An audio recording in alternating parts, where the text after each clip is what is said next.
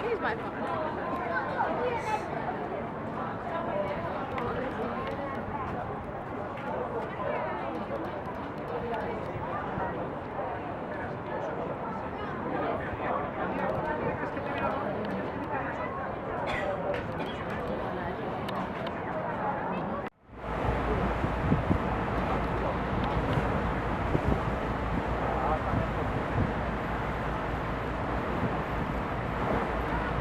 Savez-vous qu'auparavant les ponts de Paris étaient payants? Did you know that Paris's bridges used to be toll bridges? ¿Saben que en otro tiempo los puentes maintenant une galerie d'art? On your left, just beyond de la Légion d'honneur. Le Palais Bourbon, construit en 1728. C'est aujourd'hui l'Assemblée nationale. Sa façade ressemble à un temple grec.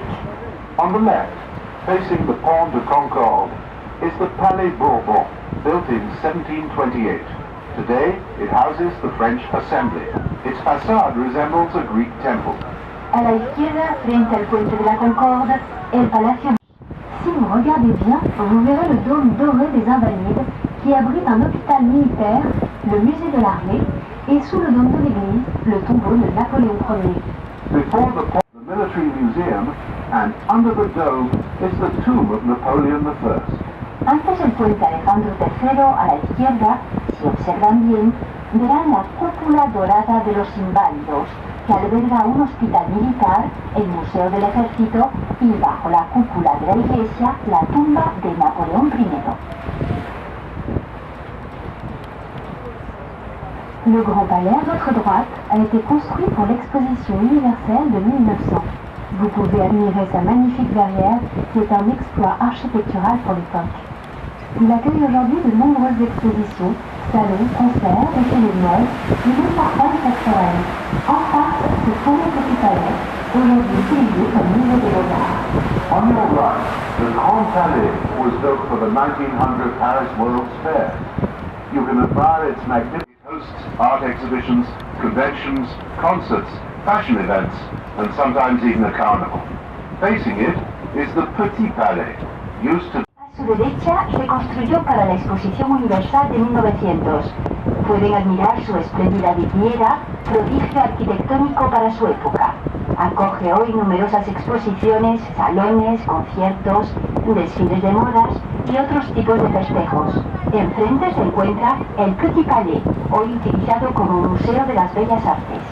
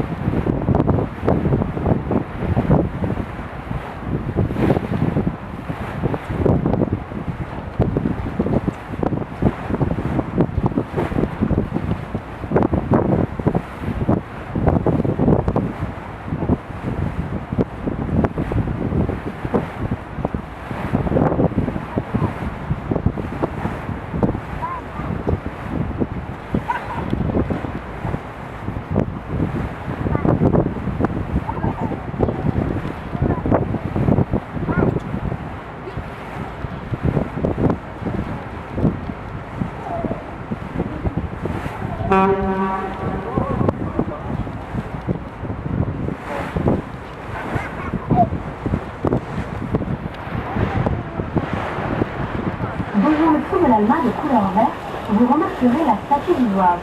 C'est cette statue qui permet aux Parisiens d'apprécier le niveau de la Seine.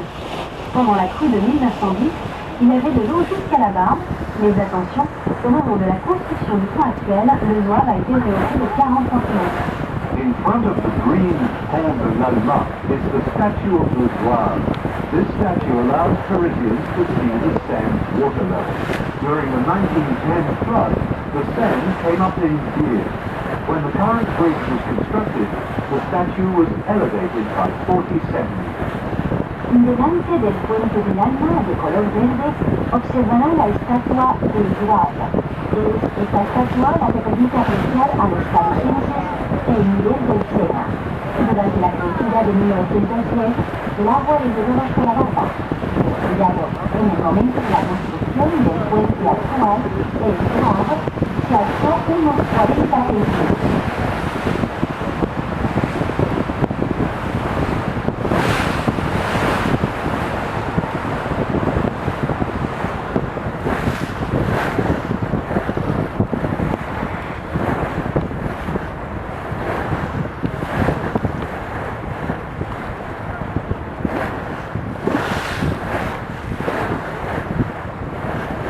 Construit en 1937 pour l'exposition internationale des arts appliqués, le Palais de Tokyo, sur notre mer, accueille une collection d'art moderne de la ville de Paris, ainsi qu'un espace destiné à la création contemporaine.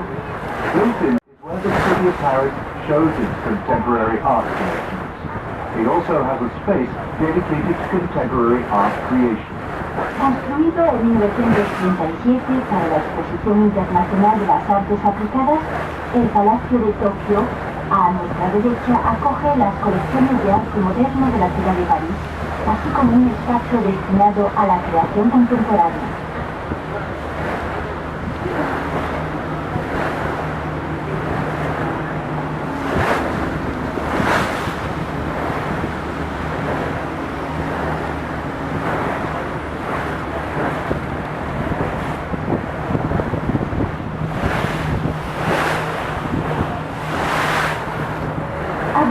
Le symbole de Paris, la Tour Eiffel. Elle a été construite pour l'exposition universelle de 1989. Elle mesure 327 mètres de haut, soit environ 10 fois la longueur de ce bateau. La tour était à l'origine un monument éphémère. À vendre la tour à un ferrailleur crédule en se faisant passer pour un haut fonctionnaire.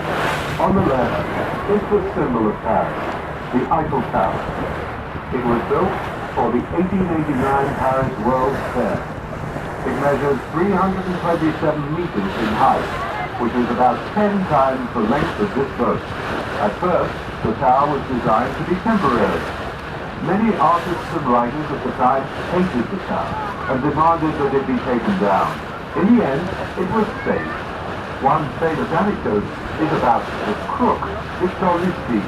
In 1925, there was again talk of dismantling the tower, and Lustig, posing as a government official, succeeded in convincing a gullible scrap merchant to buy the tower from him. A la izquierda, el símbolo de París, la Torre Eiffel, que fue construida para la Exposición Universal de 1889. La torre mide 327 metros de altura, o sea, alrededor de 10 veces la longitud de esta embarcación. La torre era en su origen un monumento transitorio. Muchos artistas y escritores de ese tiempo la odiaban y reclamaron su destrucción. La torre se salvó finalmente. Entre las numerosas anécdotas se puede citar la del senador Victor Lustig, que consiguió en 1925, mientras se trataba de nuevo de destruirla, venderla a un chatarrero crédulo, haciéndose pasar por un alto funcionario. The Museum of Humankind, the Maritime Museum, and now it also houses the Museum of Historical Architecture. From its esplanade, you can enjoy some of the finest